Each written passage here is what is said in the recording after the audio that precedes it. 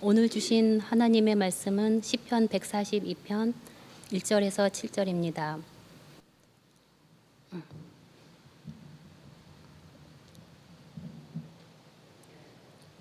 내가 소리내어 여호와께 부르짖으며 소리내어 여호와께 간구하는도다.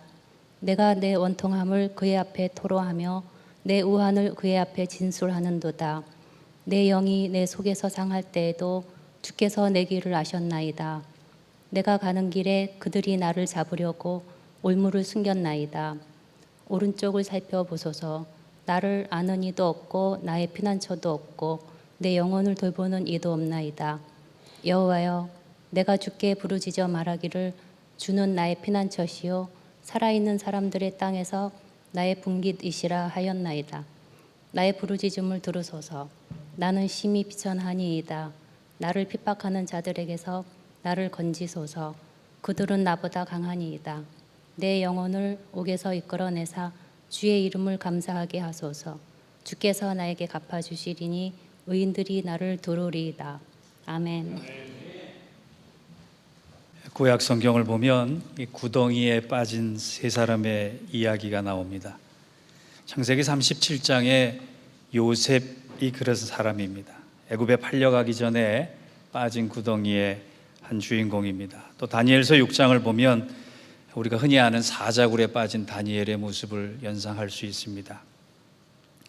예레미야 38장을 보면 조국의 멸망을 예언하다가 매국노로 몰려서 구덩이에 던져진 예레미야의 모습이 나옵니다. 그러니까 구약 성경을 읽다 보면 예레미야와 다니엘과 요셉이 구덩이에 빠진 사람이다, 이렇게 우리는 이해하면 됩니다.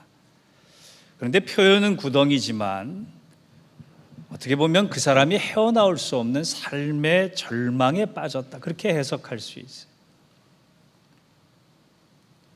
내가 컨트롤할 수 없는, 내가 감당할 수 없는 그 상황들, 그 시간들, 그 조건들에 빠졌을 때 요셉과 다니엘과 예레미야는 어떻게 되었나? 세 사람에게 공통적인 일이 하나 일어났습니다. 그것은 구덩이에 빠져서 하나님을 만났다라고 합니다. 우리는 구덩이에 빠진 사실에 주목할 수 있지만 더 믿음의 눈을 열어서 보면 구덩이에 빠진 것을 통해서 하나님을 만날 수 있었다. 그것이 중요한 겁니다. 다른 말로 하면 그 위대한 요셉과 다니엘과 예레미야도 구덩이에 빠지지 않았으면 하나님을 만날 수 없었다라고 이야기할 수 있었던 거예요. 오늘 본문은 구덩이가 아니라 구덩이보다 10배나 큰 동굴 안에 갇힌 한 사람이 나오는데 그 사람이 다윗입니다. 오늘 우리가 읽은 시편 142편은 다윗이 쓴 시입니다. 그런데 그가 언제 이 시를 썼는지가 아주 중요합니다. 그 시 본문의 부제를 한번 보면 부제에 이렇게 되어 있습니다. 다윗이 굴에 있을 때 지은 마스길, 곧 기도. 여기서 굴이란 아둘람 동굴을 얘기하는 것입니다. 아둘람 동굴은 다윗이 왕이 되기 전에 한 10년 동안의 마지막 수업 과정이에요. 홀로 버려진 사람, 목숨을 부지하기에 미친 척을 해야 했던 그 모멸의 시간들, 왕의 기름 부음을 받았지만 세상에 혼자인 것 같은 고독함과 외로움과 막막함, 그 시간과 싸워야 했던 아픔의 시간들이, 한치 앞을 내다볼 수 없는 사울과 블레셋의 칼날을 피해서 정신없이 도망가다가 밀려 선택할 수밖에 없었던 절망의 현장이 바로 이 아둘람 동굴이에요. 희망이라고 하는 것은 눈곱 하나 찾아볼 수 없는 눈물과 아픔의 시간에 하나님은 왜 다윗을 그리로 몰아가셨을까? 그것이 굉장히 중요한 메시지. 지금 그 동굴 안에 있는 다윗은 동굴보다 더 자기에게 몰아닥친 마음과 상황과 절망감 때문에 괴로워했을 것 같아요. 저도 목회를 하면서 빠져나올 것 같지 않은 이 아둘람 동굴에 갇혀 있던 경험들을 몇 번 했습니다. 하나님, 날 차라리 죽여주세요. 하나님, 내가 십자가의 길을 걷는데 이 좁은 길을 걷는 게 너무나 힘이 들어서 감당할 수가 없습니다. 그런 상황에 머무를 때 저는 어떻게 그 동굴을 빠져나왔을까요? 다윗은 이 아픔의 절망의 시간에 어떻게 빠져나오게 됐을까요? 이것이 오늘 본문이 주는 중요한 메시지입니다. 절망의 동굴에 빠져나오기 위해서 다윗이 한 일, 이것이 여러분에게 적용되기를 원합니다. 여러분들의 삶 속에 저처럼 아둘람 굴 속에 갇힐 수밖에 없고 빠질 수밖에 없고 구덩이에서 버려질 수밖에 없었던 그 상황들이 왔을 때 우리는 가장 먼저 무엇을 해야 할 것인가? 그것이 우리의 주된 관심사가 오늘 되어야 할 것입니다. 첫째, 다윗이 절망의 동굴을 빠져나오기 위해서 한 일은 자기 상황과 마음의 모든 것을 하나님께 숨김없이 남김없이 아뢰다라고 하는 거예요. 아뢰다라고 하는 것은 다른 말로 기도했다라고 해요. 여러분, 제가 어렸을 때요, 어머니 그 등에 업혀서 철야기도 참 많이 갔습니다. 그때는 금요일 날부터 토요일 날 새벽까지 밤새서 성전에 교회 안에서 기도했던 사람들이 참 많았어요. 그런데 어떤 날 제 눈을 들어서 보면 그 철야기도에 한 12시가 넘어가면 소리들이 줄어듭니다. 가만히 보면 목사님도 졸고 계시고 장로님도 졸고 계시고 그렇게 열심히 뜨겁게 기도하던 권사님도 꾸벅꾸벅 졸고 계세요. 아마 어떤 사람이 큰 맘 먹고 철야 기도를 갔는데 12시가 넘으니 다 졸고 있는 거예요. 그래서 그분이 그렇게 얘기했대요. 하나님께, 하나님, 제가 큰 맘 먹고 철야 기도하러 왔는데 와보니까 12시 넘어서 장로, 집사, 목사 할 것 없이 다 졸고 있으니 하나님 얼마나 답답하시겠습니까? 저들 좀 깨워주셔야 돼요. 나랑 같이 기도하게 해주세요라고 했더니 하나님 뭐라 그러셨는지 아세요? 얘야, 그렇게 깨어서 남 흉볼 거면 너도 자라 그래.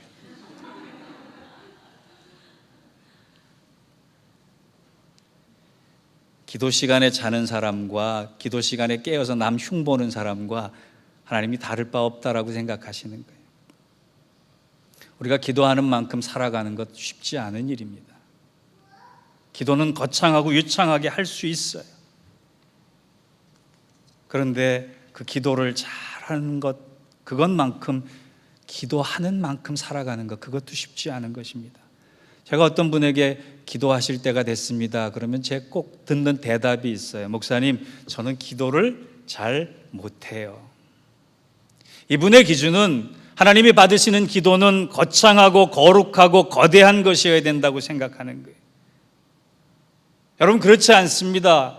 기도라고 하는 건 하나님 받으시기에 합당할 만큼 거대하고 거룩하고 거창해야만 되는 기도가 아닙니다. 오늘 본문을 잘 살펴보십시오. 다윗이 절망한 상황에 하나님께 기도했다는 것도 중요하지만 어떤 기도를 했는지도 중요합니다. 1절과 2절을 같이 봅니다. 내가 소리내어 여호와께 부르짖으며 소리내어 여호와께 간구하는도다. 내가 내 원통함을 그의 앞에 토로하며 내 우환을 그의 앞에 진술하는도다. 내가 지금 죽을 만한 상황에 왔을 때, 내가 지금 감당할 수 없을 만한 조건에 있을 때 다윗이 제일 먼저 한 것은 하나님, 저 원통합니다. 하나님, 나 죽을 것 같습니다. 하나님, 내 힘으로 감당할 수 없습니다. 전능하시고 거룩하시고 자비로우신 아버지 하나님, 나의 역사의 주관자시고 이게 다 빼고 하나님, 내가 지금 죽을 것 같습니다. 하나님, 나 눈물 납니다. 하나님, 나 외롭습니다. 부모님과 대화하듯 친구와 대화하듯 그렇게 기도하는 것이 뭐가 어렵겠어요? 찬송가 539장에 보면 너 예수께 조용히 나아가 내 모든 짐 내려놓고 주 십자가 사랑 믿어 죄 사함을 받으라. 주 예수께 조용히 나가 내 마음을 쏟아놓으라. 늘은 미리 보시는 주님, 큰 은혜를 베푸시리. 여러분, 이 찬양 굉장히 복음적이에요. 오늘 본문과 너무 합당한 본문. 주 예수께 조용히 나가 너의 마음을 쏟아놓으라 그랬어요. 이것을 옛날 성경에 보면 토설이라 그랬고 토로라 그랬어요. 하나도 남김없이 하나님 앞에 다 쏟아놓는 거예요. 그것이 기도입니다. 여러분, 거창하게 형식을 갖추고 내용을 갖추고 그리고 보기 좋게 하나님 들으실 만한 것만 골라서 기도해야 된다고 생각하지 마세요. 여러분이 곤고한 상황에 놓여 있을 때, 여러분이 구덩이에 빠져 있을 때, 여러분이 동굴 안에 있을 것 같을 때, 여러분이 가장 먼저 할 일은 하나님 정말 감당이 안 됩니다. 막막하기만 합니다. 어찌 해야 될 줄 모르겠어요. 하나님에게 솔직하고 진실되게 아뢰면 그것이 곧 기도고, 그렇게 다 쏟아놓을 때 하나님은 구체적으로 역사하기 시작하시는 것입니다.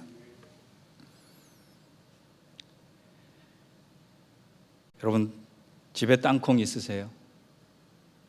아니면 땅콩과 관련된 여러 가지 제품들이 있으세요? 땅콩 하나만 가지고 만들 수 있는 제품이 200여 가지가 넘는다 그래요. 그 중에 땅콩으로만 할 수 있는 요리가 100개가 넘는다 그래요. 어떤 사람이 발견했을까요? 1864년에 태어난 조지 워싱턴 카버 박사, 흑인 농학자입니다. 이분에 대해서는 여러분 익히 들어서 아실 만한 이야기들이 많이 있을 거예요. 우리가 쓰는 비누, 화장품, 잉크, 물감, 구두약, 땔감, 접착제, 인조, 대리석, 전기, 절연판에도 이 땅콩에서 추출된 물질들이 들어갑니다.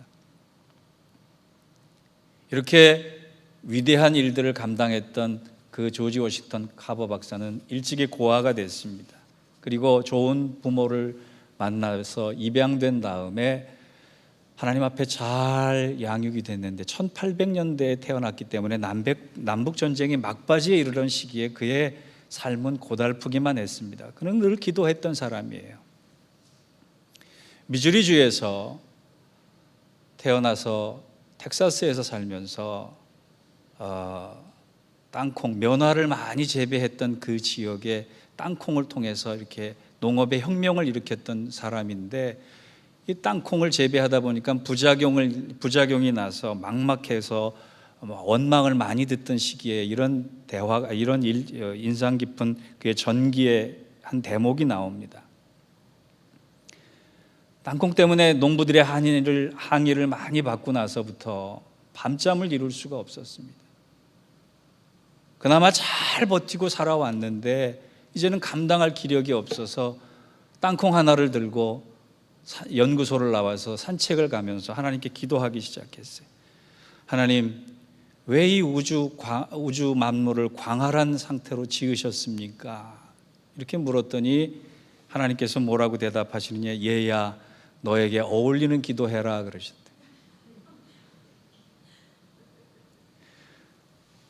그래서 두 번째 범위를 조금 축소해서, 하나님, 왜 우리 인간들을 지으셔서 하나님도 고생이고 우리도 고생합니까? 그랬더니 하나님이 여전히 마찬가지로 얘야, 그것도 너에게 어울리지 않는 기도다 그러셨다는 거예요. 마지막 세 번째로 하나님의 대답이 좀, 그래서 이 조지 워싱턴 카버 박사가 화가 나서, 하나님, 그러면 이 조그만 땅콩을 왜 만드셨어요? 이렇게 질문을 했다고 그래요. 그랬더니 하나님이 번뜩이는 지혜를 주신 겁니다. 아무 대답하지 않으셨지만 그 구체적인 기도에 하나님이 인사이트를 허락하셔서 그를 통해서, 그 인사이트를 통해서 연구소로 달려가서 리스트를 적었는데 샘솟듯 솟는 리스트를 통해서 그 물건들이 만들어지기 시작했다는 거예요. 여러분, 잘하고 오래하고 깊게 하지 않아도 하나님, 나하고 얘기 좀 해주세요. 내가 지금 이 문제 때문에 힘들어 죽겠습니다.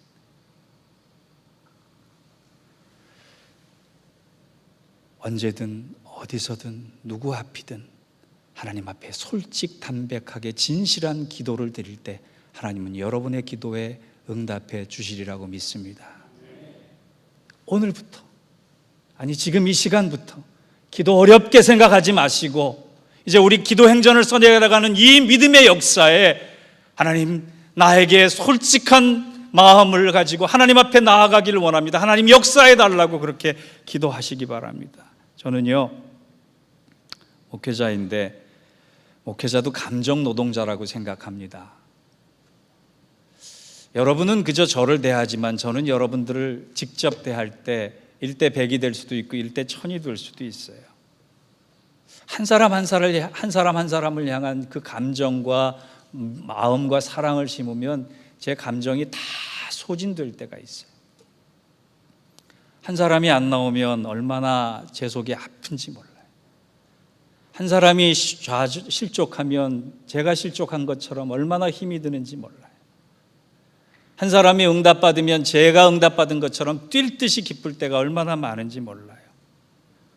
목회자의 감정 소모라고 하는 건 목사가 돼보지 않으면 모르는 그 상황입니다.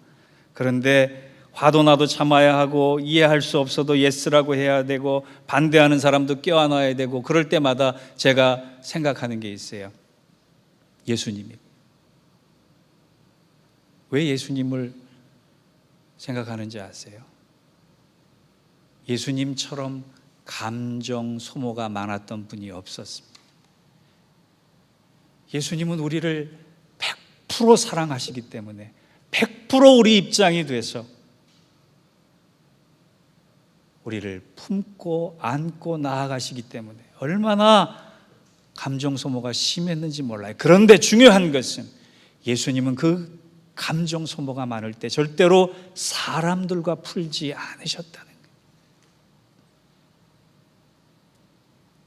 예수님의 감정이 극에 달했고 감당할 수 없는 무게처럼 느껴질 때 예수님께서 하신 방법은 하나님 앞에 가서 풀었다라고 해요.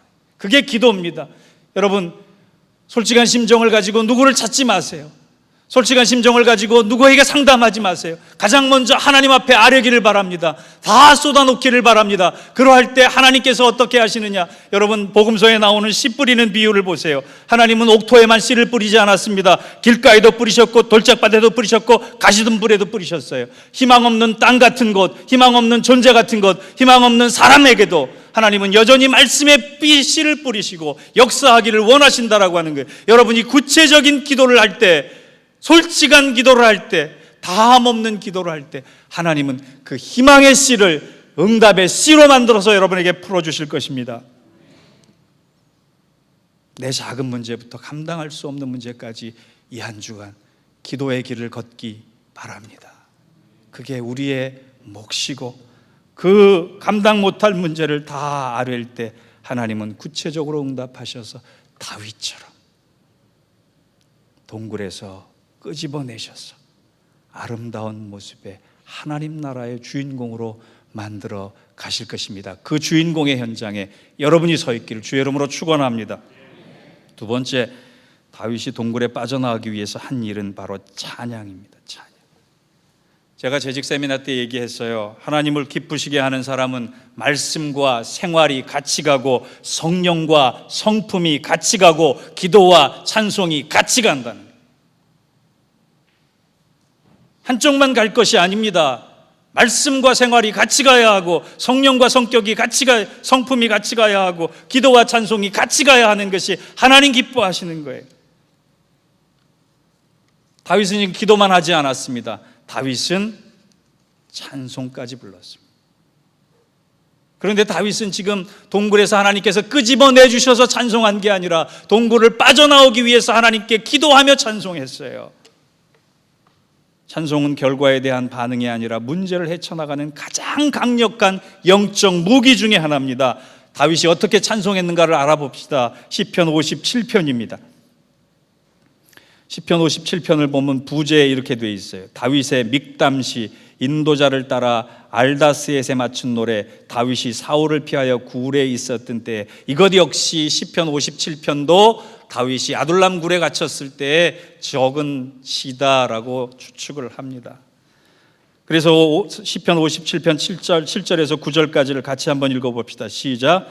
하나님이여, 내 마음이 확정되었고 내 마음이 확정되었사오니 내가 노래하고 내가 찬송하리이다. 내 영광아 깰지어다. 비파야 수금아 깰지어다. 내가 새벽을 깨우리로다. 내가 내 영혼의 새벽을 깨우리로다. 주여, 내가 만민 중에서 주께 감사하오며 문나라 중에서 주를 찬송하리이다. 여러분, 아마 다윗이 지금 이 찬양을 알았으면 이렇게 불렀을 거예요. 찬양하라 내 영혼아, 찬양하라 내 영혼아, 내 속에 있는 것들아 다 찬양하라. 아마 다윗이 분명히 이 찬양을 부르지 않았을까 생각이 듭니다. 지금 여러분 동굴 안에 계십니까? 부르짖고 찬송할 수 있는 가장 좋은 시간이 왔다 생각하시기 바랍니다. 여러분, 오늘 제가 좀 여러분에게 담임 목사로서 죄송한 것은요, 이렇게 교회 시설물을 사용하는데 불편함을 드려서 되게 죄송해요. 물도 사용할 수 없고 화장실도 사용할 수 없고 친교실도 마땅히 잘 사용할 수가 없어서 여러분이 불편하실 줄 압니다. 그런데 오늘 이제 미국 목사님과 얘기를 나누다 보니까요, 내일부터 이 타운에서 공사를 시작해요. 아마 그 도로를 파헤치는 큰 공사까지 할 모양입니다. 그렇게 큰 공사인데 왜 여지껏 미뤄두셨습니까? 그랬더니 미국 목사님이 그러시더라고요. 10년을 묵혀온 문제입니다. 아무도 그걸 나서서 해결하려고 하지 않았대요. 문제가 이렇게 커지기 전까지 그저 임시로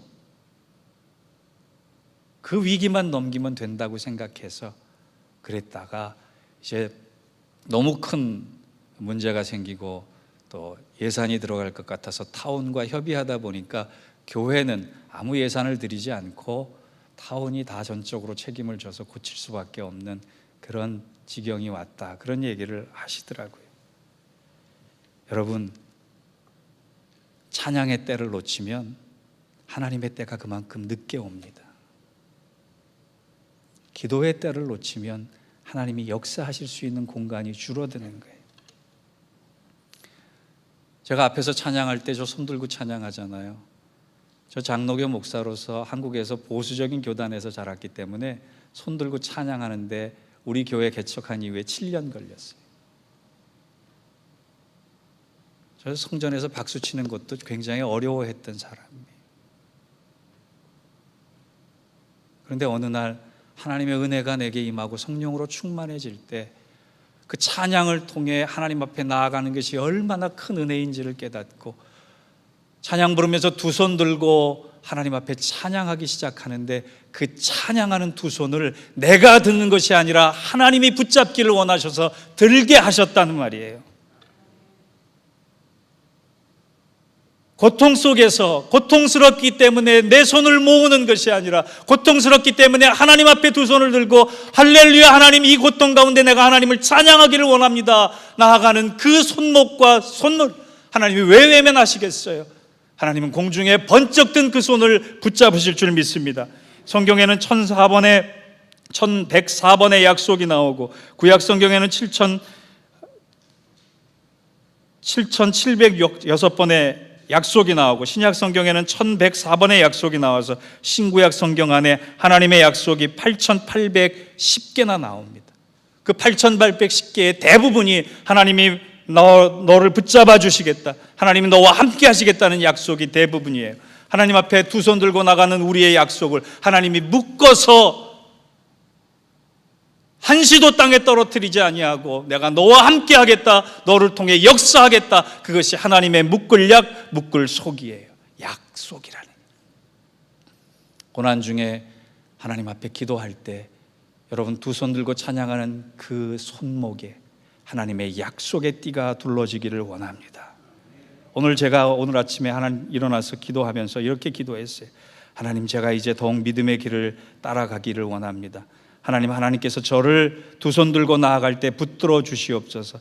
잃어버린 것들에 애달아 하지 않으며, 살아있는 것들에 연연하지 않으며, 살아가는 일에 탐욕하지 않으며, 나의 나되려는 고집을 버리고 오직 주님만이 내 안에 살아계시는 삶과 생각이 되게 하옵소서. 가난해도 비굴하지 않으며, 부요해도 오만하지 않으며, 모두 우리를 떠나도 주님 때문에 외로워하지 않으며, 억울한 일 당해도 원통하지 않으며, 내가 없어지면 죽을 것 같은 소중히 여기는 것들을 행여나 상실해도 좌절과 절망하지 않으며, 그저 주 안에 내가 오늘 살아있음을 감사하게 하옵소서. 거저받은 은혜가 얼마나 큰지 세어보며 감사로 오늘을 살아갈 때 내 삶이 찬송이 될 줄 믿습니다. 하나님의 약속을 붙들고 절망스러운 상황에 나아가는 저의 작은 마음을 하나님이 이렇게 위로해 주셨어요. 오늘 본문의 결론입니다. 다윗이 동굴 안에서 기도하고 찬양할 때 하나님이 어떤 응답을 하셨는지 한번 확인해 보기를 원합니다. 사무엘상 22장 1절과 2절입니다. 오늘 시편 142편과 시편 57편과 사무엘상 22장 1절에서 2절은 다 연관된 구조에 연관된 배경이에요. 제가 읽어드리겠습니다. 그러므로 다윗이 그것을 떠나 아둘람 굴로 도망하며 그의 형제와 아버지의 온 집이 듣고 그리로 내려가서 그에게 이르렀고, 환난당한 모든 자와 빚진 모든 자와 마음이 원통한 자가 다 그에게로 모였고, 그는 그들의 우두머리가 되었는데 그와 함께한 자가 400명가량 되었다. 다윗이 아둘람 굴에 갇혀서 전심을 다해서 하나님 앞에 기도할 때, 막막한 상황이지만 하나님 앞에 찬양할 때 하나님이 어떻게 하시느냐. 1절을 보십시오. 그의 형제와 아버지의 온 집이 듣고 그리로 내려가서 그에게 이르렀고, 깨어진 관계를 회복시켜 주십니다. 찬양하고 기도할 때 하나님이 회복시켜 주시는 것 중에 가장 먼저 깨어진 관계를 회복시켜 주신다는, 다윗은요 버림받은 사람이었어요. 말제가 왕이 됐을 때부터 가족들로부터 버림받은 사람이었어요. 그런데 하나님이 그 아둘람굴의 마지막 수업의 현장에서 여전히 찬양하고 기도하는 다윗을 통해 그 위대한 일들을 풀어가십니다. 두 번째, 그토록 외롭고 원통하다고 한 다윗에게 함께할 사람을 붙여주십니다. 2절을 보십시오. 환난당한 모든 자와 빚진 모든 자와 마음이 원통하는 자가 다 그에게로 모였고, 홀로 있는 것 같은데 하나님은 어디서 준비하셨는지 400명을 모아서 다윗을 외롭지 않게 만들어 주셨습니다. 여러분, 찬양하고 기도할 때 여러분과 함께 할 사람을 하나님께서 붙여 주실 것입니다. 마지막 결론의 세 번째로, 잃어버린 삶과 삶의 목적과 사명을 다시 찾게 해 주신다. 하나님은 이 아둘람 공동체를 통해서 훈련시키십니다. 어떤 훈련? 하나님의 언약을 붙드는 훈련, 하나님만 바라보는 훈련, 사랑하는 훈련, 인내하는 훈련. 여러분 주위에 400명이나 되는 사람들이 환난당했고 빚진 사람이고 원통한 사람이라고 생각해 보세요. 얼마나 힘이 들겠어요. 우리처럼 크지 않은 교회에서도 사연 많은 사람들이 모일 때 서로를 사랑하기 위해서 얼마나 많은 희생과 아픔과 눈물을 흘려야 할까. 마찬가지로 400명이나 되는 아둘람 공동체의 일원을 통해 사랑하게 하시고 인내하게 하시고 소망하게 하시고 기도하게 하시고 찬송하게 하셔서 하나님은 그들을 이스라엘 건국의 요람으로 만드셨어요. 다윗에게 없어서는 안 될 귀중한 주역으로, 주인공들로 만들어 가셨어요. 언제 그런 일이 일어나느냐? 기도하고 찬양할 때.